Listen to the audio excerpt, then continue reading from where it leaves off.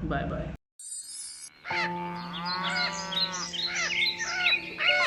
रतनपुर गांव में एक गरीब किसान रामू अपनी बीवी सरला के साथ रहता था। सुबह के वक्त मिट्टी के छोटे से घर में चूल्हा जल रहा था, जिस पर लोहे की कढ़ाई में थोड़ी सी सब्जी पक रही थी। अचानक दरवाजा खटखटाने की आवाज आती है। अरे इतनी सुबह सुबह कौन इतने जोर जोर से दरवाजा पीट रहा है?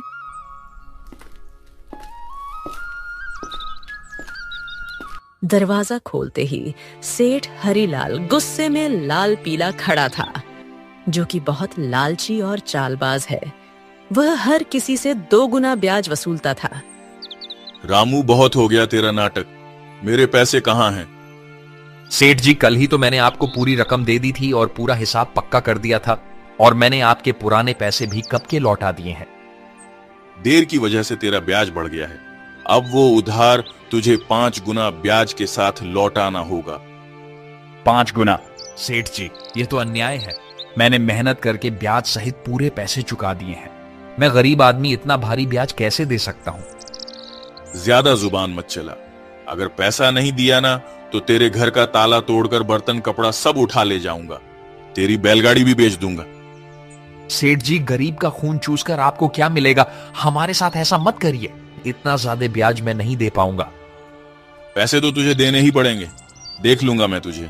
याद रखना रामू, हरीलाल से पंगा लेना आसान नहीं है। सेठ रामू को धमकाते हुए चला जाता है, लेकिन जाते जाते अपने नौकर को कहता है, इस गरीब भिखारी की इतनी मजाल, मुझे ना बोलकर इसने गलती कर दी। इसे तो सबक सिखाना पड़ेगा ताकि गांव में बाकी गरीब भी डर में रहे। आप बताइए, ये जिंदगी कब बदलेगी? रोज रोज 2 वक्त की रोटी के लिए जूझना पड़ता है। कभी मन करता है घर की टूटी छत ठीक करवा दूं, तो कभी सोचती हूँ कि हमारे पास भी अच्छे कपड़े हों, लेकिन लगता है किस्मत ने हमें बस तंगी ही दी है। मुझे पता है तुम्हें तकलीफ है, पर मैं क्या करूं? खेत छोटे हैं, बारिश वक्त पर नहीं होती, ऊपर से कर्ज का बोझ भी सर पर है।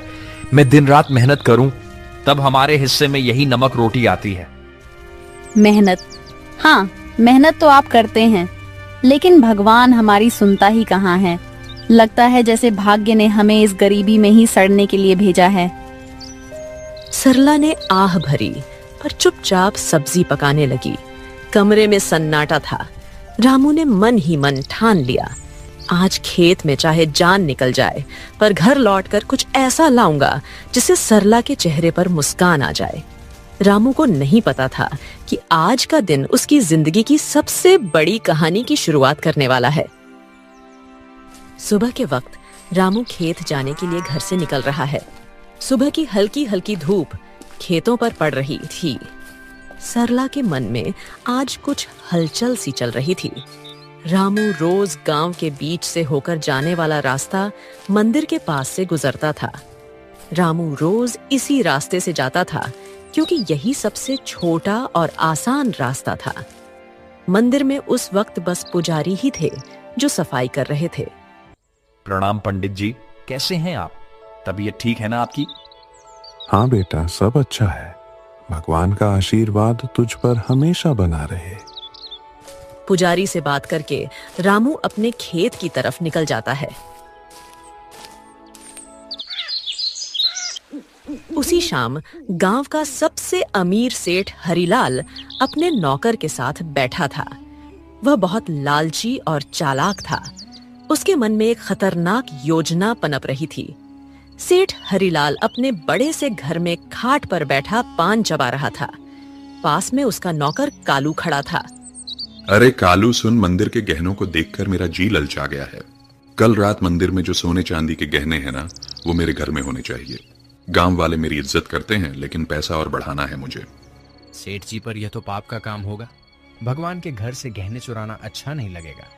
अरे मूर्ख, भगवान को क्या जरूरत है गहनों की? उनका क्या होगा इनसे? असली भगवान तो पैसा है, और पैसा इंसान के हाथ में अच्छा लगता है। पर गांव वाले अगर उनको पता चल गया तो? बस यही तो मजा है। चोरी हम करेंगे और इल्जाम किसी और पर लगेगा। पता है किस पर? उस गरीब रामू पर। आज उसकी और उसकी बीवी की जुबान बहुत ज्यादा ही चल रही थी। रामू, वो तो रोज मंदिर के पास से ही अपने खेत के लिए जाता है ना? हाँ, हम इसी बात का फायदा उठाएंगे। सबको लगेगा कि उसी ने चोरी की। गांव वाले पहले ही उसे तिरछी नजरों से देखते हैं।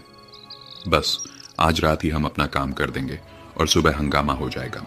तू बस ये याद रख, कोई गलती नहीं होनी चाहिए। आधी रात को हम मंदिर में घुसेंगे, गहने उठाएंगे और अपने गोदाम में छुपा देंगे। सुबह मैं खुद शोर मचाऊंगा और रामू का नाम लूंगा। कालू डरते डरते सिर हिलाता है और अपने सेठ की बात मान लेता है। रात का समय था। गांव में हर तरफ सन्नाटा था। बस कहीं कहीं कुत्तों के भौंकने की आवाज आ रही थी। उस रात सेठ लालच में अंधा हो जाता है और इस घिनौनी साजिश को अंजाम देता है। अपने नौकर से मंदिर में चोरी करवाता है। पास ही अंधेरे में एक काली बिल्ली म्याऊं करके गुजर जाती है, जैसे वो इस पाप की गवाही दे रही हो। अगली सुबह गांव के बीचों बीच मंदिर के सामने एक भीड़ इकट्ठी हो गई थी। हर कोई जोर जोर से बातें कर रहा था। माहौल में घबराहट और गुस्से की गूंज थी। अरे यह क्या हो गया? मंदिर के सारे सोने के गहने रातों रात गायब हो गए। इतना बड़ा अपशकुन, भगवान के गहने चुरा ले गया कोई। ये तो बहुत बुरी बात है। इसी बीच रामू रोज की तरह खेत की तरफ जाने के लिए उसी रास्ते से गुजर रहा था। भीड़ देखकर वो रुक गया और पास आ गया। अरे क्या हो गया भाई लोग, इतनी सुबह सुबह ये भीड़ किस बात की है? अरे रामू, तूने सुना नहीं, मंदिर में चोरी हो गई। भगवान के सारे गहने कोई उठा ले गया। रामू यह सुनकर चौंक जाता है। भीड़ में खड़ा सेठ, जो असल में चोरी किया था, वह बहुत मासूम बन रहा था। पंडित जी आप बताइए, कल रात तक तो गहने मंदिर में थे, फिर अचानक कौन ले गया? आप बताइए पंडित जी, क्या आपने मंदिर के आसपास किसी को आते जाते देखा है? आपको किसी पर शक है क्या? अरे मैंने देखा है रामू, रोज मंदिर के रास्ते से आना जाना करता है। सेठ जी, कल तक तो सब कुछ ठीक ठाक था। मंदिर के पास से तो कई लोग गुजरते हैं, लेकिन रोज सुबह सुबह खेत की तरफ जाने के लिए रामू इधर से निकलता है। मगर रामू ऐसा काम करेगा मुझे नहीं लगता। अरे पंडित जी, जमाना खराब है, आदमी की नीयत कब बदल जाए क्या पता। और वैसे भी जिसने किया है वो मुंह से कभी मानेगा नहीं। मैंने अपनी आंखों से देखा है। रात को जब मैं खेत की तरफ जा रहा था, रामू मंदिर के पास चुपके चुपके घूम रहा था। ये क्या कह रहे हो आप लोग? मैंने कोई चोरी नहीं की है। इतना बड़ा पाप मुझ पर मत डालो। अरे हाँ, ये गरीब आदमी है, पैसों की तंगी में है, ये कर भी सकता है ये काम। ये लोग मुंह पर अच्छे बनते हैं। अरे भगवान से डरिए आप लोग, हमने कुछ नहीं किया। हम गरीब जरूर हैं, लेकिन चोर नहीं। मेरे पति जितना ईमानदार इंसान इस पूरे गांव में कोई नहीं है। ऐसा मत कहिए, वरना भगवान आप लोगों को कभी माफ नहीं करेगा। रामू और उसकी बीवी ने बहुत समझाने की कोशिश करी, लेकिन भीड़ मानने को तैयार नहीं थी। सब रामू को ही चोर मान बैठे। रामू और सरला की आंखों में आंसू आ गए, लेकिन भीड़ में कोई उनकी सुनने को तैयार नहीं था। गांव वालों, अब तो सब साफ है। मंदिर के गहने चुराने वाला यही रामू है और ऐसे आदमी को हमारे गांव में रहने का कोई हक नहीं। चोरी करने वाले की एक ही सजा है, गांव से बाहर निकाल देना। हाँ, अगर इसने मंदिर में चोरी की है तो यह तो भगवान का भी अपराधी हुआ। इसे यहीं रहने देंगे तो कल हमारे घरों से भी चीजें गायब हो जाएंगी। अरे आप सब क्यों नहीं समझते? मैं निर्दोष हूं। मैंने कोई चोरी नहीं की। मैं तो रोज के जैसे अपने खेत जा रहा था। मुझ पर इतना बड़ा इल्जाम मत डालिए। भीड़ में जोर जोर से आवाजें गूंजने लगी। निकालो इसे गांव से। भीड़ में हलचल मच गई। लोग एक दूसरे से कान्हा फूंसी करने लगे। रामू और सरला की आंखों में आंसू भर आए। उन्होंने कई बार सफाई देने की कोशिश की, लेकिन किसी ने उनकी नहीं सुनी। सबने मिलकर उन्हें गांव के बाहर निकाल दिया। रामू और सरला मजबूर होकर गांव छोड़कर चले गए। रामू और सरला रोते रोते गांव छोड़ चुके थे। गांव के बाहर एक सुनसान जगह पर टूटी फूटी झाड़ियों और कंटीली झाड़ियों के बीच एक पुरानी पड़ी झोपड़ी मिली। मजबूरी में वहीं उनका नया घर बन गया। सुनिए जी, यह जगह कितनी सुनसान है। न पास में कोई इंसान, यहाँ आसपास की झोपड़ियों में कोई रहता भी नहीं है। न खाने को कुछ है। अब हम क्या करेंगे? क्या करें सरला? जब अपना गांव ही हमें ठुकरा दे तो कहीं और सहारा ढूंढना पड़ता है। यही हमारी तकदीर है। मैं तो ये सोच रहा हूं, आखिर चोरी की किसने है और इल्जाम मुझ पर डाल दिया गया। मैं असली चोर का पता लगाकर रहूंगा। दिन ढल गया। सरला रोते रोते सो गई। रामू सारी रात परेशान बैठा रहा।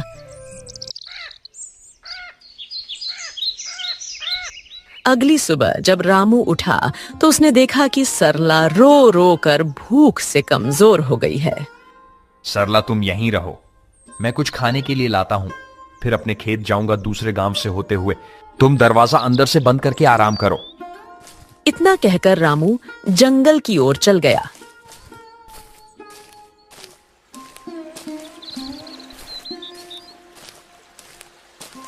रामू ने सरला को कुछ फल और आसपास की नदी से पानी लाकर दिया। रामू दूसरे गांव से होते हुए अपने खेत जाने के लिए निकल गया। अचानक घने जंगल में सामने से एक साधु बाबा प्रकट होते हैं। उनकी लंबी दाढ़ी और वस्त्र उन्हें अलग ही आभा दे रहे थे। रामू उनके पास गया। बेटा, तू कौन है? तेरे चेहरे पर चिंता की रेखाएं साफ दिख रही हैं। बाबा, मैं इस गांव का ही रहने वाला हूं, पर अब गांव वालों ने मुझे निकाल दिया है। सब लोग मुझ पर चोरी का झूठा इल्जाम लगा रहे हैं। मैंने कोई चोरी नहीं की। रामू रोते रोते साधु बाबा को पूरी कहानी बताता है। सेठ का कर्ज, गांव वालों का इल्जाम और मंदिर से चोरी की घटना। बेटा, तेरी आंखों में छल नहीं है। तू सच्चा और साफ दिल का इंसान है। तेरी पीड़ा मैं समझ सकता हूं। ये दुनिया अक्सर गरीब पर झूठा इल्जाम लगा देती है, पर चिंता मत कर, भगवान न्याय करते हैं। असली चोर जल्द ही सामने आएगा। यह मेरा आशीर्वाद है। पर बाबा, कैसे? सब मुझे ही दोषी मान रहे हैं। गांव छोड़कर मैं और मेरी पत्नी यहां भूखे प्यासे पड़े हैं। कोई मेरी बात मानने को तैयार नहीं है। मैं कैसे साबित करूं कि मैं निर्दोष हूं? इस जंगल में एक श्रापित जानवर रहता है। उसने अपनी आंखों से असली चोर को देखा है। वही तुझे सच तक पहुंचने में मदद करेगा। पर ध्यान रहे, उस जानवर को ढूंढना आसान नहीं है। उसके पास जाना होगा, उसका विश्वास जीतना होगा, तभी वह तेरी मदद करेगा। श्रापित जानवर बाबा, वह कौन है? मैं उसे कैसे ढूंढूं? यहां जंगल में तो बहुत से जानवर हैं। वह एक श्रापित काली बिल्ली है। सच यह है कि उसकी आंखों ने वह दृश्य देखा है जो किसी और ने नहीं देखा। जा बेटा, उस जानवर को ढूंढ और उससे मदद मांग। वो बिल्ली तेरी जिंदगी बदल देगी। भगवान तेरा साथ देंगे। जा बेटा, सत्य की शक्ति तेरे साथ है। साधु बाबा रामू को आशीर्वाद देकर अचानक गायब हो गए। रामू समझ गया था कि यह भगवान की लीला है। रामू तुरंत ही बाबा के बताए अनुसार उस बिल्ली को ढूंढने के लिए निकल गया। जंगल का सन्नाटा, पत्तों की सरसराहट। रामू थका हारा, भूखा प्यासा, उम्मीद के सहारे इधर उधर भटक रहा था। उसने पूरा जंगल छान मारा, पर उसे वो काली बिल्ली कहीं नहीं मिली। दिन ढलने को आया। रामू अब निराश होकर अपनी झोपड़ी की तरफ जा रहा था। अचानक तभी उसकी नजर एक काली बिल्ली पर पड़ी। बिल्ली की चमकती आंखें दो अंगारों जैसी दिखाई दे रही थीं। ओ बिल्ली रानी, क्या तुम वही हो जिसके बारे में साधु बाबा ने कहा था? क्या तुमने उस रात देखा था? असली चोर कौन है? माँ, बिल्ली, क्या तुम मेरी मदद करोगी? मुझ पर झूठा इल्जाम लगाकर गांव से निकाल दिया गया है। क्या तुम सच जानती हो? मुझे बता दो, असली चोर कौन है? बिल्ली उसकी आंखों में देखती है। रामू का साफ दिल और अच्छी नीयत देखकर जैसे उसे सब समझ आ गया हो। अचानक बिल्ली की आंखों से एक अजीब सी चमक निकलती है और वह इंसानी आवाज में बोल उठती है। रामू, तुम्हारे साथ बहुत बड़ा अन्याय हुआ है। मंदिर के गहने तुमने नहीं चुराए। असली चोर तुम्हारे गांव का सेठ और उसका नौकर है। दोनों ने मिलकर मंदिर से गहने चुराए और चोरी का इल्जाम तुम्हारे सिर पर चढ़ा दिया ताकि कोई शक न करे। सेठ जानता था कि तुम गरीब हो, तुम्हारे पास कोई सबूत नहीं होगा, इसलिए उसने चालाकी से तुम्हें बलि का बकरा बना दिया। क्या गांव का सेठ, वही जो सबसे धर्म और दान की बातें करता है, और उसका नौकर भी तो यही सच्चाई है? गांव वालों ने मेरी ईमानदारी पर शक किया और असली अपराधी चैन से सो रहा है। मां बिल्ली, अब मैं क्या करूं? यह सच गांव वालों तक कैसे पहुंचाऊं? समय आने दो रामू, सच को कोई दबा नहीं सकता। मैं तुम्हारी मदद करूंगी। तुम मुझे कल गांव लेकर चलो। मैं वहां जाकर सबको सारी सच्चाई बताऊंगी और तुम्हें निर्दोष साबित करूंगी। रामू को बिल्ली की बातें सुनकर राहत मिलती है।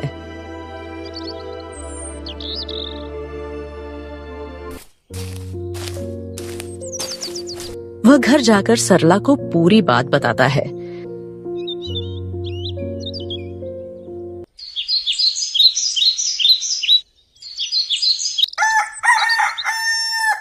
अगली सुबह रामू और सरला बिल्ली को लेकर गांव जाते हैं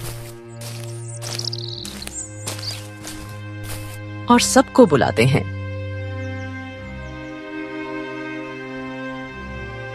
गांव वालों, आप सबने मुझे चोर बोलकर गांव से निकाल दिया था, पर असली चोर अभी भी गांव में ही बैठा है। आज मेरे पास एक गवाह है जो मुझे निर्दोष साबित करेगा। गांव वालों सुनो, असली चोर रामू नहीं है। मैंने अपनी आंखों से देखा है।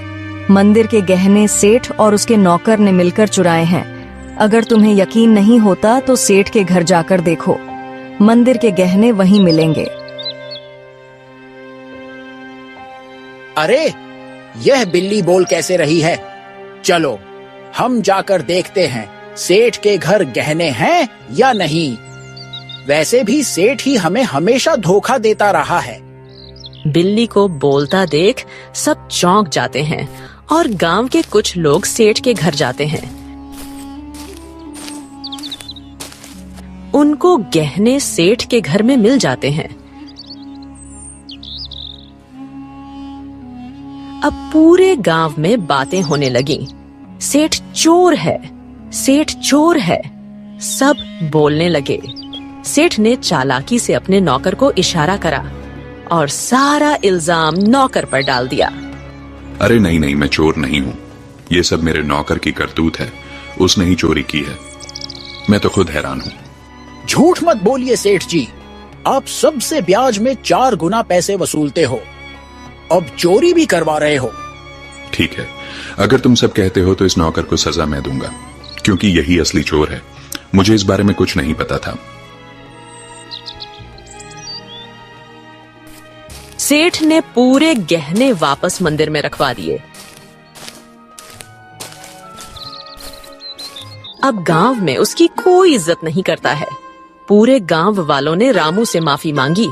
उन्हें अपनी गलती का एहसास हो गया। सबने पूरे आदर सम्मान के साथ रामू और सरला को गांव वापस बुलाया।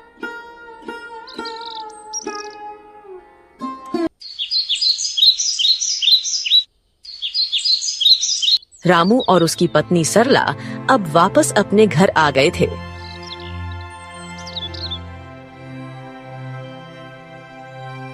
शाम का समय, हल्की ठंडी हवा चल रही है। रामू बोलने वाली बिल्ली के साथ खेत की तरफ जा रहा था।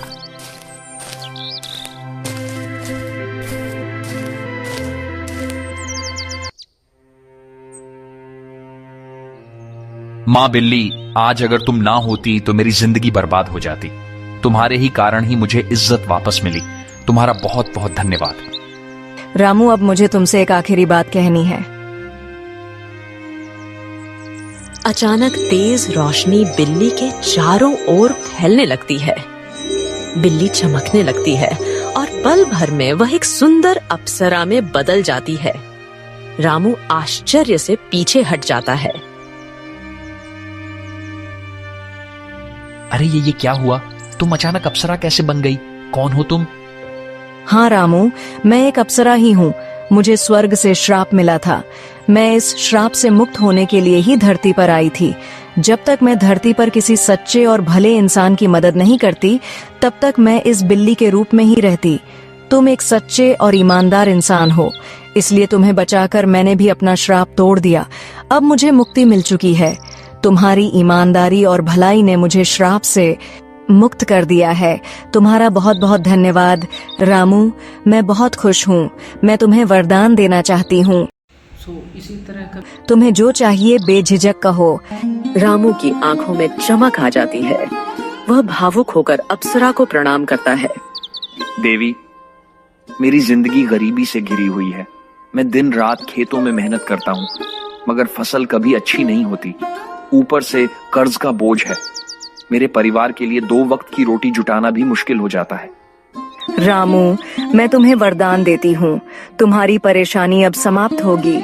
जंगल के बीच में एक लाल फूल के पौधे के पास एक चमत्कारी फल का पेड़ है। वह पेड़ स्वर्ग से आया है। उस पेड़ का फल सिर्फ ईमानदार इंसान ही खा सकता है। तुम वहां जाओ और वह फल खाओ। तुम्हारे खेतों में समृद्धि होगी, कर्ज मिट जाएगा और जीवन खुशहाल हो जाएगा। बस याद रखना, तुम हमेशा इसे ही रहमदिल रहना, वरना तुम्हारी जिंदगी वापस वैसे ही हो जाएगी।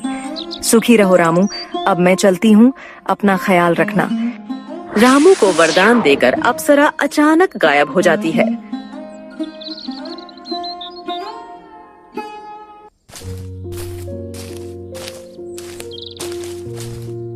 रामू जंगल में चारों तरफ उस चमत्कारी पेड़ को ढूंढता है। सूरज ढलने को होता है। थका हारा रामू अचानक लाल फूल के पौधे को देख लेता है। रामू धीरे धीरे आगे बढ़ता है और देखता है कि पौधे के पीछे एक सुंदर चमकदार पेड़ खड़ा है। पेड़ की टहनियों पर सुनहरे फल चमक रहे हैं। रामू श्रद्धा से पेड़ के पास जाता है। पेड़ देवता, मुझे अप्सरा ने आपके पास भेजा है। मैं गरीब किसान रामू हूँ। क्या मैं आपके फल खा सकता हूँ? अचानक पेड़ से आवाज आई। रामू, मुझे सब पता है। तुम सच्चे और भले इंसान हो, इसीलिए अप्सरा ने तुम्हें यहाँ तक पहुंचाया है। तुम मेरा एक फल खा लो, तुम्हारी सारी परेशानियां मिट जाएंगी और तुम्हारा जीवन खुशहाल हो जाएगा।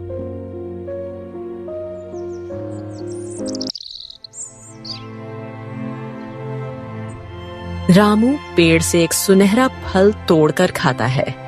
अचानक उसके शरीर में एक अजीब सी ऊर्जा दौड़ जाती है। वह पेड़ को धन्यवाद करके अपने घर की ओर निकल जाता है। और जैसे ही वह घर के पास पहुंचता है, उसकी झोपड़ी एक सुंदर बड़ा आलीशान घर में बदल जाती है। रामू दंग रह जाता है। उसकी पत्नी बाहर आकर चौंक जाती। अरे सुनिए, ये क्या हो गया? हमारी झोपड़ी कहाँ गई? इतना बड़ा घर कैसे बन गया? क्या यह घर हमारा है? हाँ प्रिय, यह सब भगवान की कृपा है। जंगल में मुझे एक अप्सरा मिली। उसने मुझे चमत्कारी पेड़ का रास्ता बताया। उस पेड़ ने मुझे फल दिया और जैसे ही मैंने खाया, हमारी किस्मत बदल गई। रामू ने सरला को उस स्वर्ग से आई श्रापित बिल्ली की पूरी कहानी बताई। इतने सालों की गरीबी के बाद अब हमारी जिंदगी बदल गई। भगवान का बहुत बहुत धन्यवाद।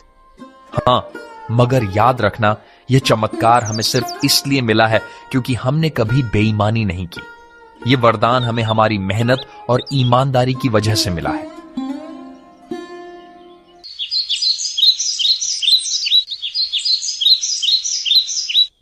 अब रामू और सरला अपने नए घर में खुशी से रहने लगे। पर रामू अब भी साधारण कपड़ों में ही रहता था। उसके अंदर जरा सा भी घमंड नहीं आया। उसने हमेशा उस अप्सरा की बात याद रखी। अब रामू गांव में सबकी मदद करने लगा। उसके घर में हमेशा अनाज भरा रहता था और मेहमानों के लिए दरवाजे खुले रहते थे। वह गांव के सारे जरूरतमंद लोगों को अनाज बांटता था। सारे गांव में रामू की बातें होने लगी। हर कोई अब रामू की बहुत इज्जत करने लगा था। एक दिन गांव वालों को रामू की तारीफ करते सेठ हरिलाल ने सुन लिया। यह सब देख हरिलाल को जलन होने लगी। ये सब दिखावा है। कोई इतना अमीर अचानक कैसे हो सकता है? जरूर इसके पीछे कोई बड़ा राज है। अगर यह ऐसे ही अमीर होता रहा तो गांव में मेरी इज्जत तो मिट्टी में मिल जाएगी। अबे कालू सुन, तू जरा रामू पर नजर रख और पता कर कि इसके पास दौलत आने का असली राज क्या है। उसी दिन से सेठ का नौकर रामू पर नजर रखने लगा।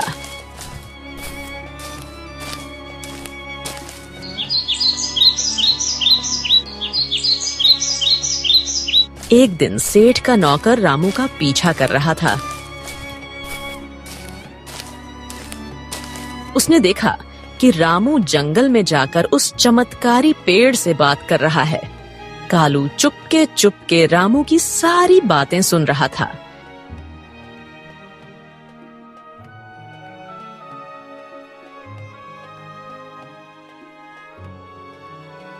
सेठ जी, मैंने सब देख लिया, सब पता कर लिया। रामू उस जंगल के बीच वाले पेड़ से बात कर रहा था। उसने उस पेड़ का फल खाया है, जिसकी वजह से उसकी गरीबी दूर हुई और वह अमीर बन गया। क्या सच में? तो चल अभी उसी पेड़ के पास चलते हैं।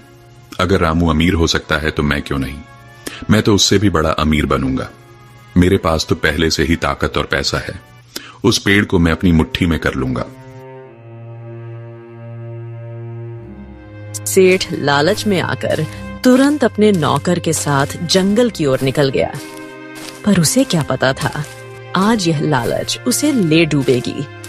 वो लोग पेड़ के पास पहुंचे और फल तोड़ने की कोशिश करते हैं, पर एक भी फल उनसे नहीं टूटता। सेठ गुस्से में आकर पेड़ से कहता है, ओ पेड़, सुना है तूने रामू को फल देकर अमीर बनाया है। अब मुझे भी अपने फल दे, जल्दी कर। मैं इस पूरे गांव का सबसे बड़ा आदमी हूं। अब मैं और भी शक्तिशाली बनना चाहता हूं। सेठ, तू लालची है, अहंकारी है और बेईमान है। मैं अपना फल सिर्फ उसी को देता हूं जिसके दिल में दूसरों के लिए करुणा हो, जो ईमानदार हो और सच्चा हो। तेरे दिल में सिर्फ लालच और घमंड है, इसलिए तुझे कभी यह फल नहीं मिलेगा। क्या कहा? तू मुझे फल नहीं देगा?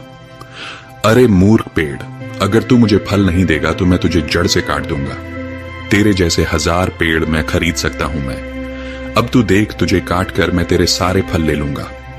अबे कालू, कुल्हाड़ी उठा और इसे काट डाल। गांव जाकर उस रामू को भी आज मैं खत्म कर दूंगा। कालू भाग कर जाता है और कुल्हाड़ी लेकर आता है। सेठ पेड़ को अपने पैर से मारने लगता है और उसका नौकर कुल्हाड़ी से पेड़ काटने की कोशिश करता है, लेकिन कुल्हाड़ी लगते ही चिंगारियों में निकलती है। अचानक आसमान से बिजली गिरने लगी और तेज हवा चलने लगी। ठहरो, तुम दोनों को अपने लालच और पाप का फल अब यही मिलेगा। तुम्हें दूसरों की मेहनत और भलाई से जलन थी, अब तुम्हें इसका परिणाम भुगतना होगा। अचानक पेड़ से एक चिंगारी निकलती है। सेठ और उसका नौकर वहीं जलकर राख हो जाते हैं। सच्चाई और ईमानदारी की राह चाहे कितनी भी कठिन क्यों ना हो, अंत में जीत हमेशा अच्छाई की ही होती है। लालच और बेईमानी इंसान को कभी सुख नहीं दे सकते। भगवान भी उसी का साथ देते हैं जिसका दिल साफ हो और जो दूसरों की मदद करता है। इसीलिए हमें हमेशा नेक रास्ते पर चलना चाहिए। इसी तरह का वीडियो देखने के लिए, कॉमेडी वीडियो देखने के लिए